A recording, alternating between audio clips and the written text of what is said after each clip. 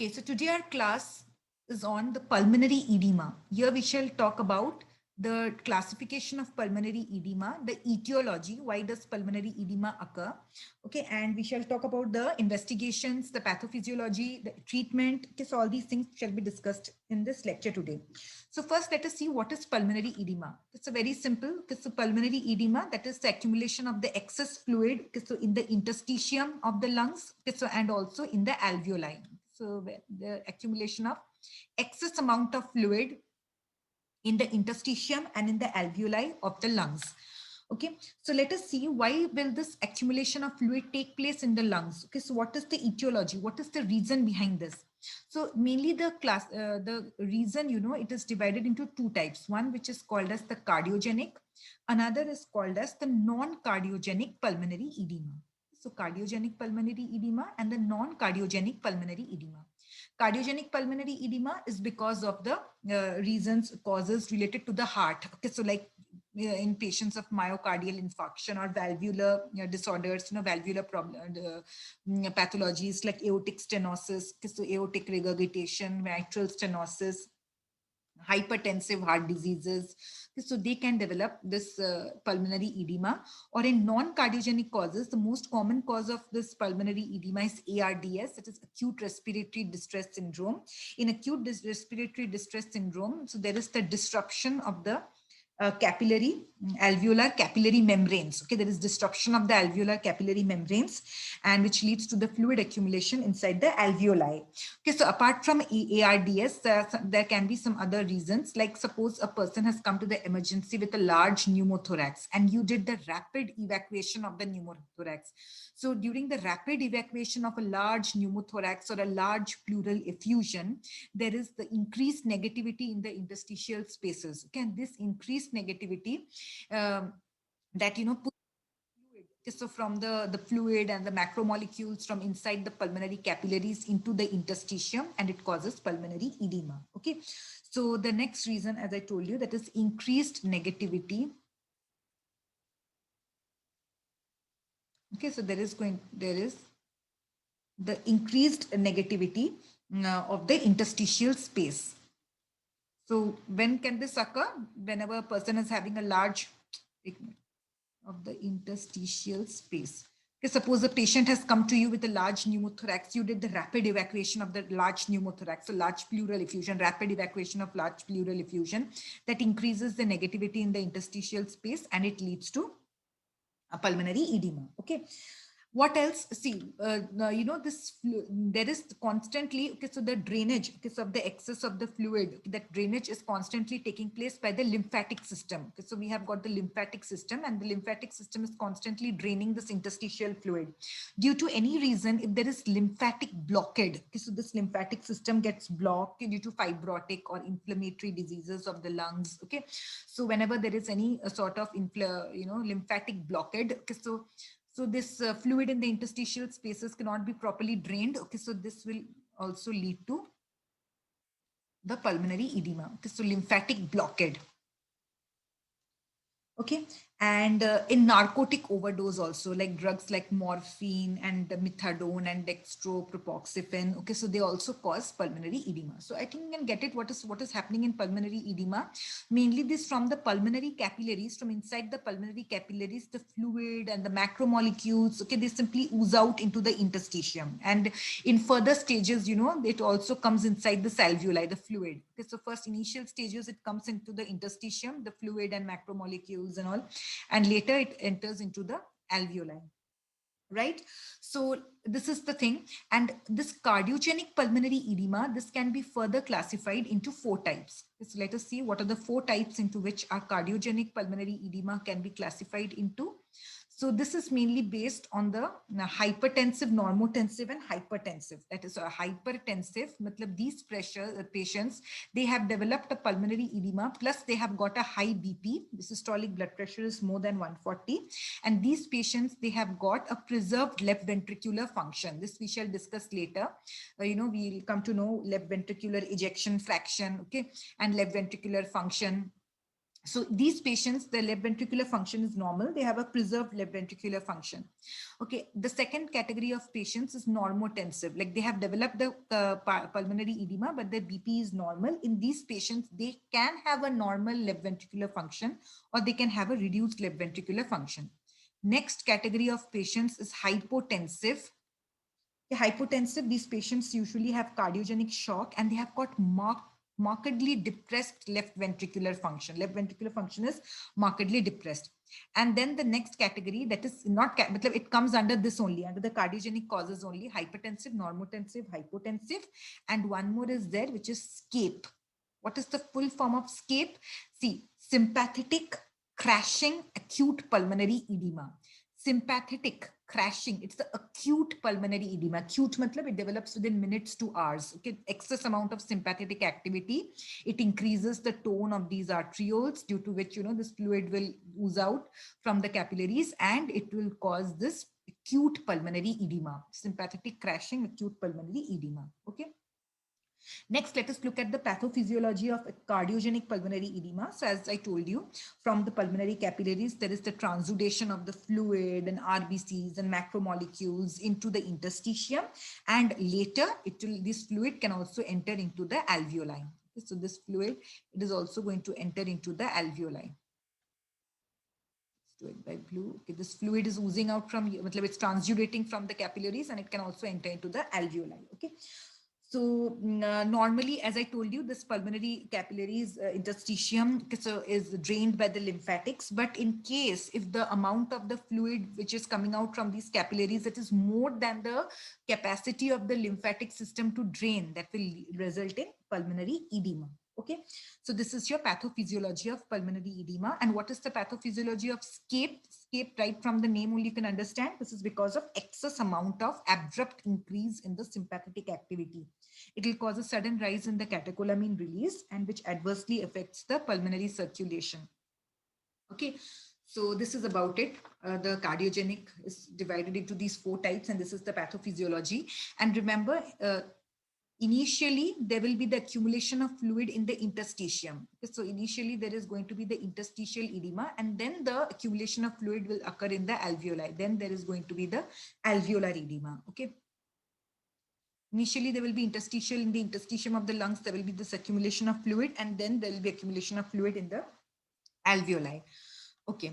So next, let us see at the clinical features of. Okay, so now we shall be discussing about the clinical features of acute cardiogenic pulmonary edema. Okay, so how will the patient present to you? So obviously the patient has developed, fluid in the lungs, in the interstitium, and in the alveoli. So obviously the patient will be having severe dyspnea. Severe dyspnea. Dyspnea means difficulty in breathing. Okay, so and moreover, there are 3 terms which are used: orthopnea, pratypnea, and prepopnea. So rest 2 terms I shall tell you later. First, let me tell you about this orthopnea, because these patients, they usually have orthopnea. Orthopnea means these patients, they will have this dyspnea in the supine position. Okay, so when they are lying down, okay, so in the supine position, they'll have dyspnea, and this dyspnea will be relieved when the patient will sit upright. Okay, when the patient will be upright, in the upright position, this dyspnea won't be there, and in the supine position, the patient will experience dyspnea. Okay, and again, there is so much of fluid in the alveoli and in the lungs, so the patient will have cough. Okay, and there is inadequate air exchange. Okay, so in the alveoli, inadequate oxygen supply to the body, so there can be cyanosis, there can be bluish discoloration of the limbs, of the extremities. And when you auscultate the chest, you can find bronchi. Okay, so you can find bilateral scattered bronchi. What is bronchi? Bronchi, they are the continuous rattling, low-pitched sounds, wheezes. Okay, so they are also called as the low-pitched wheeze. Okay, so bronchi. And you can also find bilateral crepitations when you auscultate the chest. How do the crepitations sound like? They sound like when you just walk over a dry leaves, that typical crackling type sound. That is, what is usually heard, if you go to the ward, you should see this, you should, hear how does this crepitation sound, how does this bronchi sound, then only you can get a better idea of it. Okay, crepitations, bronchi. So these are the things which you can find. Okay, so and what else will you find? You will find that the JVP is raised. Okay, so you can also find, S3, third heart sound. These you can see. Okay, so it's maybe you won't, but There are chances that you will find these get these findings: raised JVP, okay, so S3, signs of underlying disease. Okay, and what else? And the patient is also going to have tachypnea, orthopnea, dyspnea, tachypnea. Tachypnea means fast breathing. Okay, so fast breathing, difficulty in breathing. The patient is also going to have tachycardia, anxiety, okay, so pallor, sweating. Okay, so these are the features with which the patient is going to present with, clinical features. Okay, next come to the investigations. So what are the investigations you suggest? The patient is unable to breathe properly and he's having difficulty in breathing. So obviously you should go for a ABG, arterial blood gas analysis, okay, in which we'll find that the PO2, the oxygen levels are low. In the initial stages, carbon dioxide levels are also low, but later the carbon dioxide levels, they rise, hypercapnia. Okay, and the most important investigation here is obviously you will ask the patient to get a chest x-ray done. Okay, so in the chest x-ray, we'll see the findings. I'll show you some of the pictures, what you can find in the chest x-ray. Okay, so look at these. These are the findings which you can see in the chest x-ray. Just putting it on the slide mode.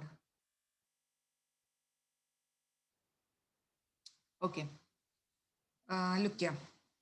So the findings which are there, I'll tell you one by one. There are three grades. Okay, the grade 1, grade 2, and grade 3. In the grade 1, you will just find the prominence of the upper lobe veins. Show you the grade 1. Grade 1, yeah. Look at this. I'll be marking with this pen if in case you are not able to see. Look, it's written here, the upper lobe veins. Okay, so there is the marking. So if you can find the marking of the upper lobe veins. Okay. You see this markings, okay, so of the upper lobe veins.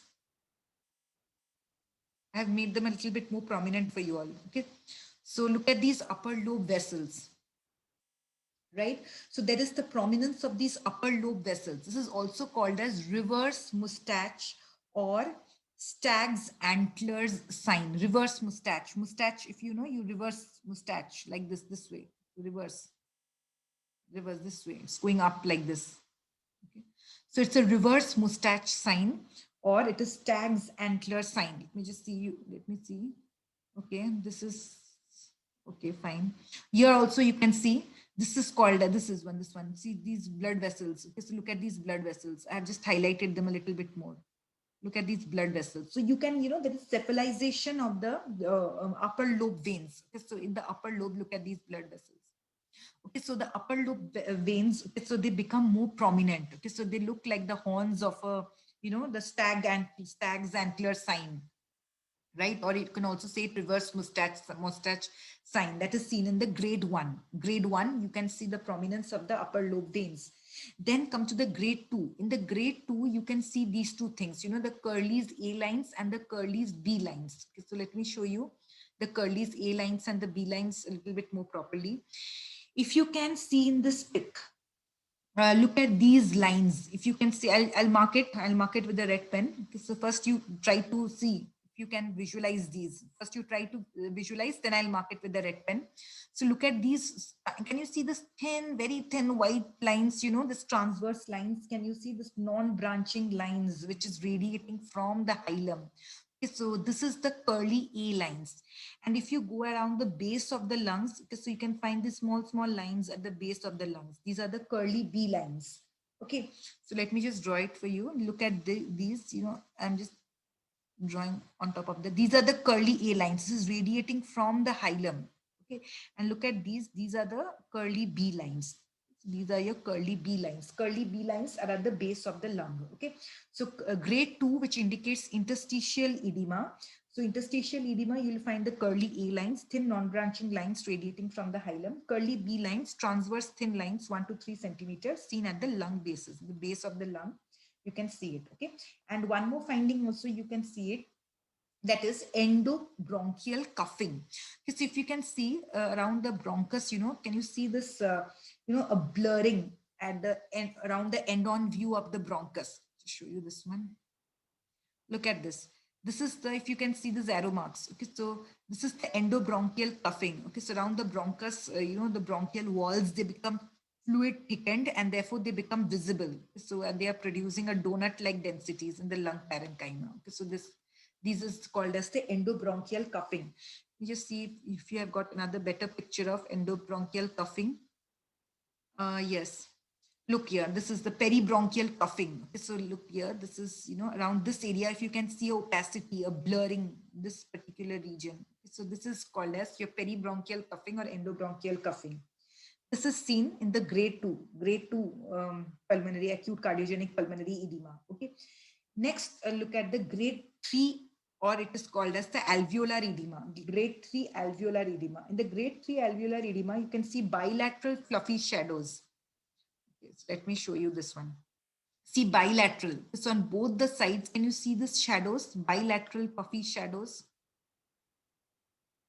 This bilateral puffy shadows in the lung fields and the confluencing of the fluffy shadows around the hilum. Isn't it giving just an appearance of a bat's wing? Look here. It's all this thing. This thing is also called as, bat's wing appearance. Okay, so this is also called as bat's wing appearance. Why it is called as bat's wing appearance? Can you see these opacities? It is resembling like that of a bat wing. Like, see, a bat has also been drawn. That is why it is called as a bat wing appearance. And this bat wings appearance, that is your, this bilateral fluffy shadows and this confluencing of these shadows around the hilum, giving you a look like a bat's wing. This is seen in the grade 3 or the alveolar edema. So you can find this, right? And right, so this is about it. And sometimes, there can also occur interlobar effusion. It can give you, there can also occur, although here it is not there. Okay, so there can occur something which is called as vanishing tumor. Okay, I'll just show you what is vanishing tumor. Okay, so look at this phantom tumor. Okay, so what is the meaning of this phantom tumor or vanishing tumor? Okay, so this thing, can you see this tumor like thing here also one small opacity? So these are called as, okay, the phantom tumor. Okay, so it is called as the phantom tumor, or it is called as disappearing tumor or vanishing tumor. This is also seen in the grade 3. Now what is it? It is not actually a tumor. It is an interlobar. Okay, so within the lobes, okay, so interlobar effusion. This is a sort of pleural effusion, interlobar effusion. So by looking at this, it can give you, it might appear like a tumor to you, but after treatment, this vanishes. Okay, so this thing vanishes. Therefore, it is called as a phantom tumor, or it is called as a disappearing tumor, or it is called as a vanishing tumor.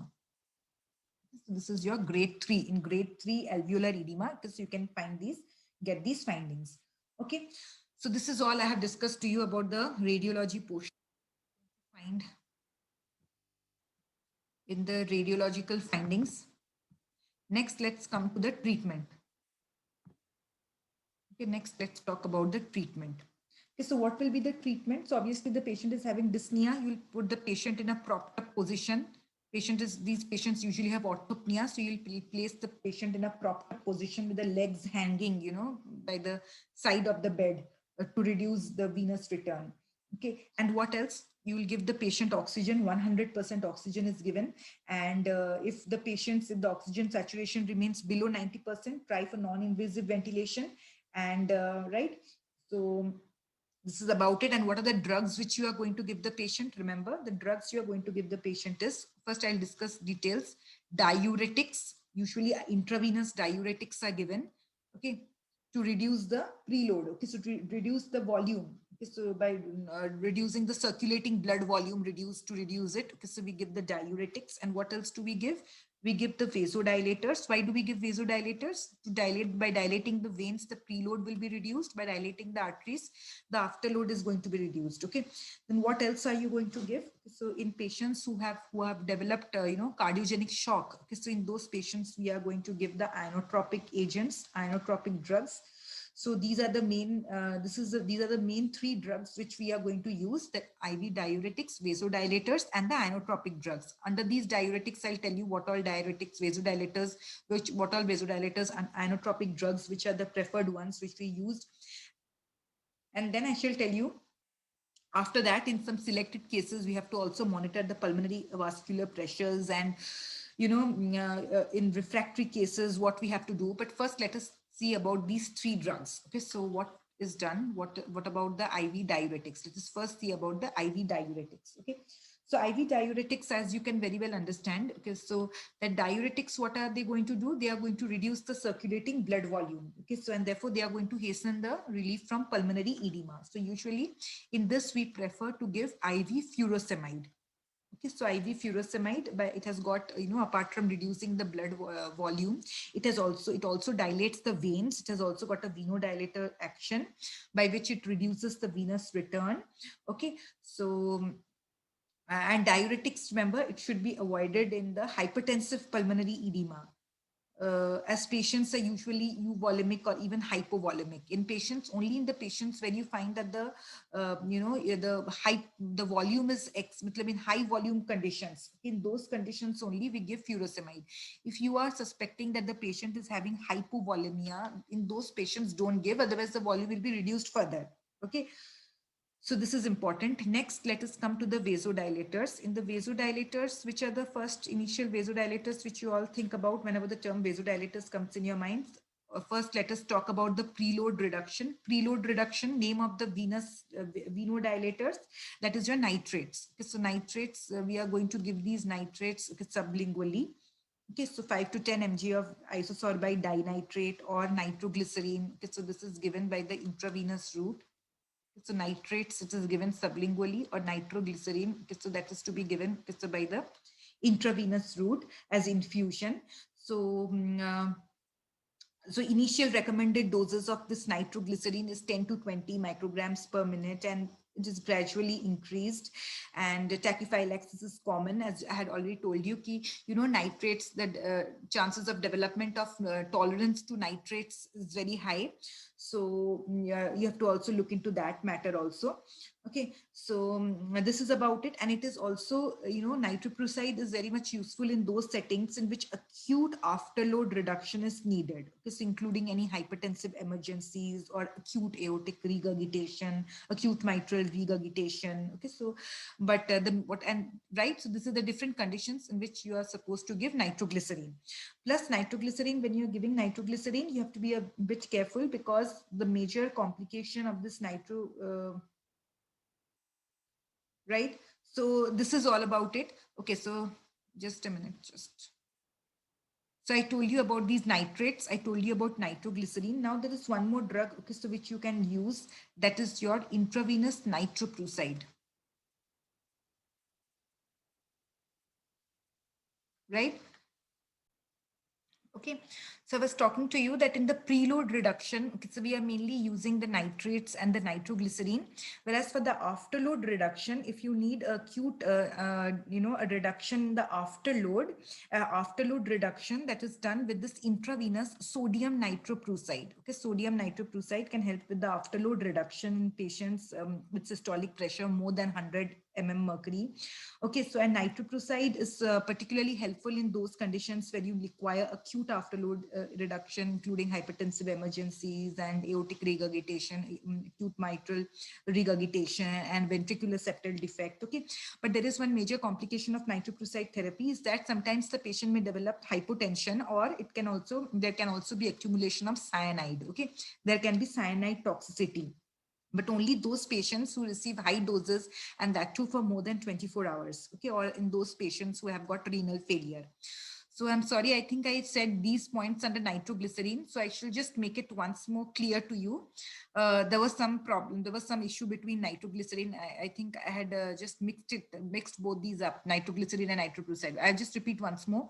The preload reduction, that is done with nitrates and nitroglycerine, and sodium nitroprusside, it is going to dilate both the veins as well as the arteries, and therefore it is very much useful in conditions where you require acute, afterload reduction, usually in patients who have got mitral regurgitation or aortic regurgitation. In those patients, okay, so acute afterload reduction is required, or in hypertensive emergencies. In those conditions, you can use this IV nitroprusside, and these two are for your preload reduction. Okay, so this is about your vasodilators. So vasodilators, these are the drugs which is normally used. And there is one more new drug, this is an Aceretide. So what is Aceretide? Aceretide, it is a synthetic, it's a recombinant form. It's a recombinant form of BNP, brain natriuretic peptide. Okay.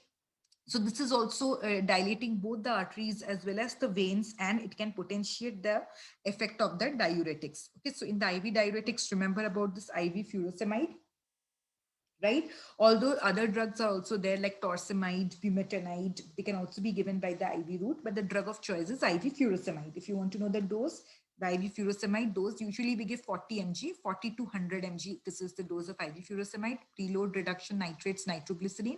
Acute afterload reduction, if you need, you can give nitroprusside, sodium nitroprusside. Okay, or you can also give Aceretide. This also dilates both the veins as well as the arteries. Okay, so these two drugs done. Next drug, what was the next drug in our category? That was your ionotropic drugs. Okay, so ionotropic drugs, when do you need the inotropic drugs? Remember, they are mainly useful if the patient has developed pulmonary edema plus his BP is also low. Okay, you know, the patient has developed, is useful in hypotensive pulmonary edema or in cases of cardiogenic shock.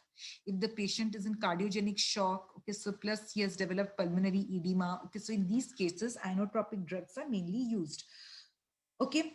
So for this reason, if the patient is in cardiogenic shock, okay, sorry, if the it's a hypotensive patient, so the first drug which is preferred in these purposes is your intravenous dopamine, okay, so or the dobutamine. It's intravenous dopamine, okay, so dobutamine. So this is the drug, okay, which is mainly preferred drug, IV dopamine or dobutamine. If response is not, if you know there is no response with these drugs, then we give noradrenaline. Okay, so remember, dobutamine is useful in patients. Dobutamine, I'll just mark it in red. Okay, so dobutamine, okay, so this is useful in patients with pulmonary edema with normal or low blood pressure. Okay, and noradrenaline and you know this and dopamine. So noradrenaline and dopamine, this is preferred if the patient along with pulmonary edema, along with that, if shock is also present, if cardiogenic shock is also present, then we prefer dopamine to dobutamine. Okay, so first, if the patient has got pulmonary edema, has normal or low blood pressure, we give dobutamine. Plus, if the patient is also in shock, then we prefer noradrenaline and dopamine. Okay, and remember, in these cases, digitalis has got no role in pulmonary edema. But in case if the patient has also, you know, along with this pulmonary edema, you do the ECG and you find that the patient has also got a supraventricular tachycardia and the ventricular rate is also fast. Okay, so the impulses are traveling from the atria to ventricles. To slow down the ventricular rate, you can give digitalis, but digitalis has got no role in pulmonary edema. Pulmonary edema treatment, it has got no role, but if there is some sort of arrhythmia like supraventricular arrhythmia, then you can give a dose of intravenous digoxin, 0.5 mg can be given. Okay, so what did I say you? In the inotropic drugs, we mainly prefer dopamine, dobutamine. If no response, then we go to noradrenaline. And digitalis has got no role here. And what other drugs can you give apart from this dobutamine and dopamine and noradrenaline? So if you do remember, we had also talked about some other drugs which are called as the ionodilators. If you do remember, that is the milrinone. Enamrenone, milrinone. Okay, so milrinone, okay, so they are also going to increase, you know, the heart rate. It is going to increase the contraction of the heart. Plus, it is also going to dilate the blood vessels. Okay, so by both of these actions, you know, it is going to reduce the systemic vascular resistance. Thereby, it is also going to decrease the afterload. Okay, so this is going to, understood, the milrinone, it is going to increase the contraction of the heart. These are also called as ionodilators. Ionodilators means inotropic action plus dilation of the blood vessels. So inotropic action increase the contraction of the heart plus dilate the blood vessels, decrease the afterload. Okay, so there is one more drug under these ionotropic drug. As I told you, first dopamine, dobutamine. If not, then you can go for noradrenaline. Then we have got other drugs like milrinone. And there is one more drug, that is, the name of the drug is levosimendan. Levosimendan. So this levosimendan, this is a calcium sensitizer. It improves the cardiac contractility by binding to the troponin C. Okay, plus it has also got vasodilatory properties. Okay, so this is your treatment of pulmonary edema. I'll just repeat it to you once more. clean this one.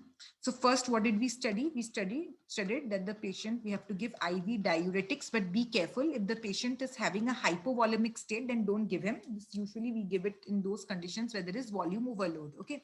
Then if the patient has, then you are going to give the vasodilators, venous dilators to decrease preload, or arterial dilators to decrease the afterload. Right? So diuretics, we saw furosemide is the drug of choice, 40 to 100 mg by the IV route. Vasodilators, we saw preload reduction is done with nitrates and nitroglycerin, afterload with sodium nitrochloride, and you can also use the Aceretide. And next we talked about the ionotropic drugs. I told you in the ionotropic drugs, we prefer dopamine or dobutamine. If not, no response, then we can go for adrenaline. Some other drugs are also there like milrinone and levosimendan. Correct? Okay, so after giving these three drugs, what are you going to do? Now you are going to, in certain selected cases, you can have to measure the intra-arterial pressure or the pulmonary vascular pressure. How are you going to measure it? Using the Swan-Ganz catheter. The Swan-Ganz catheter, you're going to measure the pulmonary vascular pressures. And in refractory cases, even after giving these drugs, the patient is not improving. In refractory cases, we have to apply tourniquet, rotating tourniquets in the limbs.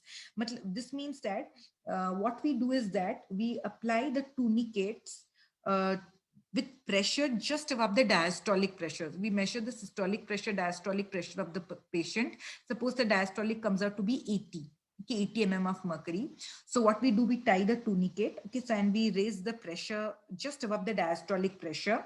And this tourniquet is applied to 3 of the 4 limbs, and it is rotated every 15 minutes. Every 15 minutes, we have to rotate the tourniquets. First place in 3 limbs, then rotate it and place it, remove from one limb and place it in the rest. And then like this, you keep on rotating it. Okay, so this is what is called as rotating tourniquets. Rotating tourniquet. This is only done in the refractory cases. Refractory cases we do it, okay? And rest, correction of if any underlying causes there, you correct it. Okay, so any precipitating cause, you correct it. So these are the main treatment of your cardiogenic pulmonary edema. So next, just one line, treatment of SCAPE. I had told you what is SCAPE. What is the full form of SCAPE? Sympathetic crashing acute pulmonary edema. All of a sudden, abrupt increase in sympathetic activity can cause this acute pulmonary edema. So in this, what are we going to give is that in this, we give the nitroglycerin in high doses. Okay, so nitroglycerin, if you do remember, nitrates, they mainly decrease the preload, but in high doses, they can also decrease the afterload.